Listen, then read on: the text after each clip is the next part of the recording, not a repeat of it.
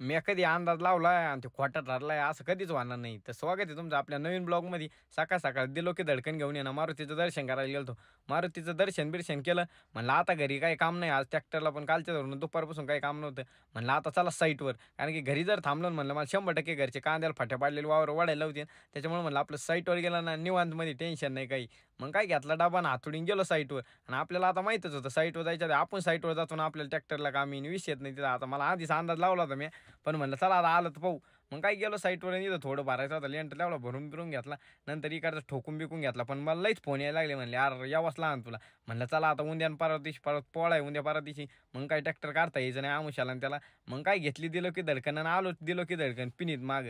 म्हणलं आपण सकाळी तर अंदाज बरोबर लावला होता, घरी थांबलो असं बरं झालं, दुपारीच मागे यावं लागलं. आता मी काय म्हणतो तेवढं बघा घरी. आता हे सोडायचं नाही, सोडायचं परत जायचं काय दैन काय नुसतं का नुसतं जायचं आणि यायचं. आता आलोय कामून माग, आता हे जोडीतून जातो घेऊन काय आता. मग काय फाट्या पाडायचं जोडून घेऊन डायरेक्ट वावरात आलो. आता माझ्यासारखं कोणी वावरातले पण कंस्ट्रक्शनचे पण ब्लॉग बनवतं का? तुमच्या कोणी ओळखीचं असलं कंस्ट्रक्शनचे ब्लॉग बनवते त्याची आयडी मला कमेंटमध्ये मेन्शन करा. आणि आजचा व्हिडिओ कसा वाटला कमेंटमध्ये सांगा. लाईक आणि फॉलो केल्याशिवाय जाऊ नका. आणि आता शेवट शेड गाणे कसे आहेत बघा.